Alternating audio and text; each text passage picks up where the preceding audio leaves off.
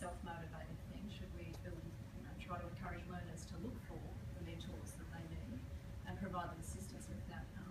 We had a good experience at NAB with a self-initiated mentoring portal built on SharePoint, but basically an early days attempt at a kind of a dating app where people would put up their I want to be a mentor, and other people would say, well, I'm looking for a mentor, and encouraging a mechanism where they could meet and explore that opportunity based on every individual has their own aspirations for career and who is it they would like to be like, or what position would they want to be, and could they learn something from that person. Now that may be a little bit divergent from the business purpose for mentoring. It's more an individual sort of thing.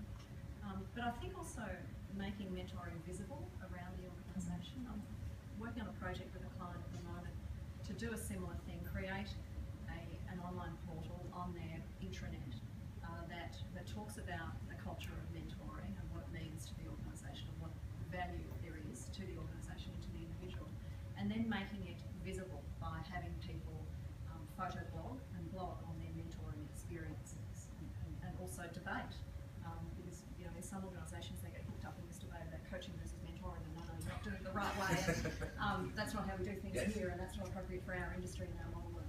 But if you can surface that and make it visible, then at least you're wrangling with the idea of mentoring, if not doing it perfectly, but wrangling with it's a good thing to do. I certainly agree about the transparency point. The more you can make mentoring visible in the organisation, the more you can kind of create that culture of generosity. What's often missed too, in my experience, is mentoring is often all hierarchical. It's up and down the organisation. Whereas actually sometimes the most effective mentoring is peer mentoring. I've got exactly the same situation as you, and I've already solved that problem, and I can help you one step further towards better performance. And so things like working out loud, making individuals able to find mentors through whether it's portals or just helping leaders to see the value of developing people.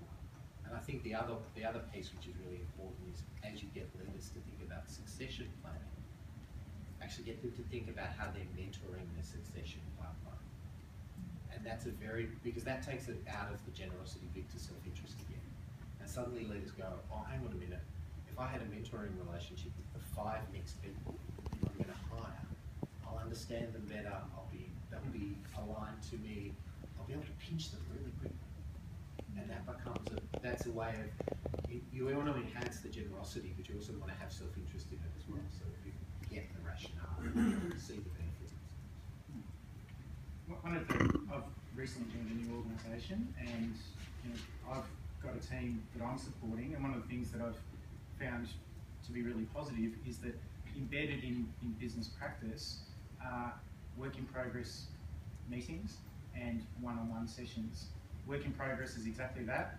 What's the work I'm doing? What am I struggling with? How am I progressing? And one-on-ones are developmental. And what's really good about it is that's in place. I don't have to question it or think about it.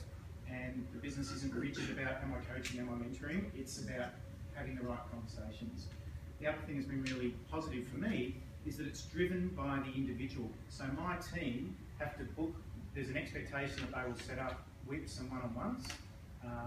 It's not rigid about how often that is, but they drive it. So they book the time with me, they pre-brief me so that I can come to the session prepared. So they really set me up to do the job that I want to do and need to do, but it makes it very easy for me to play that role. So that's been a new experience for me and really positive. Another dimension, and if anyone has experience, and it would be great to hear your experience, is reverse mentoring. I've seen reverse mentoring work really well. Where you have, I've seen it, where people who are on maybe the second year of the grad schemes that have come into a big organisation, they're reasonably embedded in the organisation after a year, 18 months, then mentor in a structure, through a structured program, mentor senior execs. And I've seen that work really, really powerfully, because that's a two-way process, because it's, I sort of worked really well once with the senior executive team, and the focus was around helping the senior exec team really understand how new entrants to the workforce approach their work, the whole social media stuff, and it worked in terms of exposing the entire exec team. Each had a mentor who was a grad. exposed them to that, and it also exposed the grads to what this organisation was at the top of the house. So this is a big global organisation, 100,000 people. So they got exposure to the chief financial officer and chief executive officer and so on. So there's a real benefit to your point. Simon, it's self-interest in both ways. Yeah. Pretty well. Yeah. I've certainly seen the digital dinosaur type programs work, where it's about getting grants to help a senior executive understand what Instagram is and why it's relevant and what they should be thinking about. To work in Australia, talk about success, I think with that particular. Just a quick follow-on question if I can, Andrew. Just Sure. regards And to- if you'd like all to move on, you need to move into the. Otherwise, he'll go on all day, and we'll be happy to let him. It was about that self-initiated aspect with NAB. How, was that taken up well? Because there's that notion that who's building it, but they might not come. Yeah, it was. Yeah. And it is, sometimes it's a change journey. Sometimes you have to address underlying values, the cultural values, both the cultural values of the organisation and then the aspirational culture, the learning culture. So you need to hook it up with that. Yeah, it was quite successful. I mean, even out of curiosity, people would go on there to see who's about, who's who in the city. Corporate directories do a similar thing, but with a different purpose. So yeah, I think in a large organisation, there's often a lot of knowledge within that's not well shared, and even the right arm's not what left arm's doing some days. So. It was a very successful